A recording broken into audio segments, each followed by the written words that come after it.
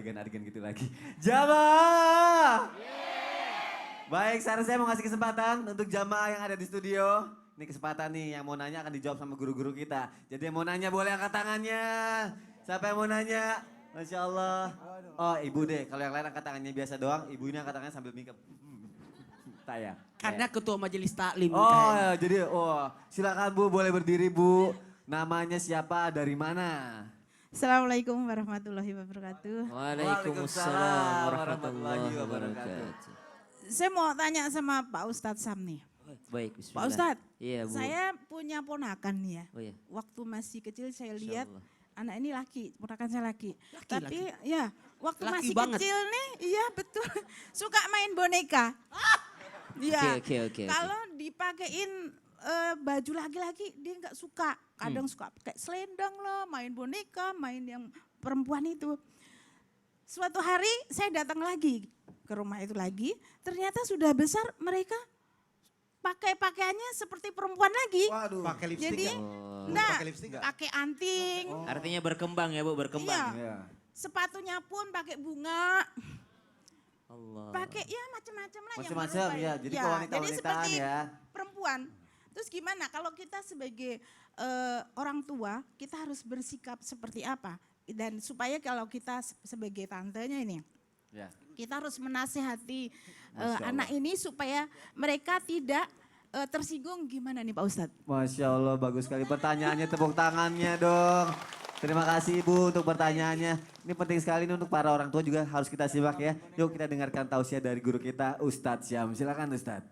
Bismillahirrahmanirrahim. Masya Allah, tabarakallah. Terima kasih Bunda yang sudah memberikan pertanyaan yang insya Allah akan mencerahkan kita semua.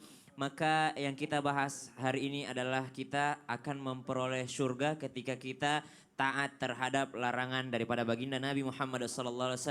Dan larangan selanjutnya adalah ketika seorang laki-laki menyerupai wanita dan wanita menyerupai laki-laki. Istilah dalam hadisnya adalah al-mukhannats, ketika seorang laki-laki berlagak seperti wanita. Kemudian al-mutarajjilat bagi seorang wanita yang tomboy, yang berlagak seperti laki-laki. Adapun golongan yang ketiga namanya khuntha. Khuntha ini memang terlahir dengan dua alat reproduksi. Dia mempunyai dua alat kelamin, maka ini ada perselisihan fikih di dalamnya. Akan tetapi yang dua tadi yang di awal yang disebutkan al-mukhannats, yakni laki-laki yang menyerupai wanita. Dalam kitab Faidul Qadir juz 5 disebutkan bahwasanya yang menyerupainya seperti apa? Fima yakhtassu bihi min nahwi libasin. Yang pertama adalah menyerupai dalam hal pakaiannya.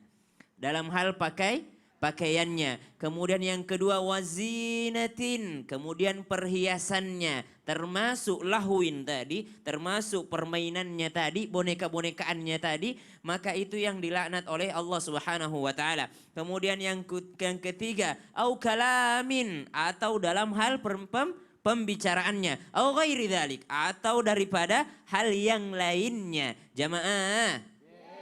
Oke, sekarang kita semua setuju bahwa laki-laki yang menyerupai wanita dilaknat Allah, perempuan yang menyerupai laki-laki dilaknat sama Allah. Akan tetapi ada pengecualian. Bagaimana kalau memang terlahir demikian? Dia tidak pernah mau buat-buat itu kalau jalan begini, tidak pernah dia mau buat-buat. Tidak pernah dia buat-buat seperti itu. Memang dari kecil dia mau disuruh tegap gerak selalu. Iya. Disuruh maju jalan, memang begini. Tidak bisa dia rubah, dari kecilnya yang begitu. Mendalami banget peran. Iya Ustaz, harus totalitas, ini namanya profesional. Totalitas, Masya Allah.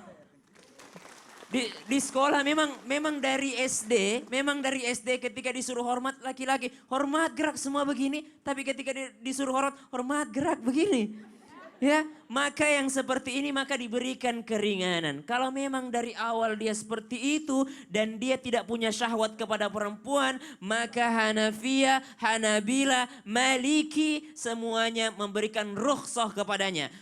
Bahkan pada 3 mazhab yang lain ini selain Syafi'i, mereka dibolehkan melihat aurat wanita pada batas yang sewajar-wajarnya. Maka yang dibahas hari ini bagaimana kita cari solusinya. Karena saya tidak suka kalau ada orang yang menyalahkan saja. LGBT, haram, neraka. Ibu, yang pertama yang harus ibu lakukan, anggap itu adalah sebagai penyakit. Yang namanya penyakit itu ini banyak salah paham sekarang. Ada coronavirus ya Bu ya. Yang lucunya orang sehat pakai masker. Padahal masker itu adalah untuk orang yang sakit supaya tidak menularkan kepada orang lain. Nah, sama seperti tadi, melihat ciri-ciri dari kecil jangan dihindari. Karena itu tidak menular. Yang pertama kita lakukan adalah kalau kita anggap dia penyakit, maka kita obati. Kita lihat, oh anak saya laki, kenapa dia suka main boneka? Di mana dia dapatkan boneka? Ibunya, ayahnya cari tahu di mana dia dapatkan boneka, halangi dia untuk mendapatkan boneka. Cari tahu, ini penyakit dan ini bisa sembuh. Ada lagi laki-laki yang bertanya, Ustaz, saya ini memang laki-laki tubuh saya. Tapi sebenarnya saya ini jiwa saya wanita. Bagaimana Ustaz? Saya takut berdosa sebenarnya. Takut berdosa. Maka falhamdulillah ala kulli hal. Dia sudah sadar bahwa dia berdosa. Bantu dia kembali kepada Allah. Jangan judge dia. Jangan, ya jauh-jauh kau nanti menular sama saya. Jangan. Karena memang tidak menular ya Ustaz Karena ya? tidak menular. Menular kalau Anda ada keinginan penasaran. Tapi ya Allah, lebih penting untuk kita mengajak dia kepada kebaikan. Bro, lu bisa sembuh, lu bisa sembuh. Kenapa Syam yakin berbicara seperti ini? Syam punya teman SMA yang dahulu seperti itu. Alhamdulillah sekarang sudah sembuh dan alhamdulillah dia duluan nikah daripada Syam. Masya Allah.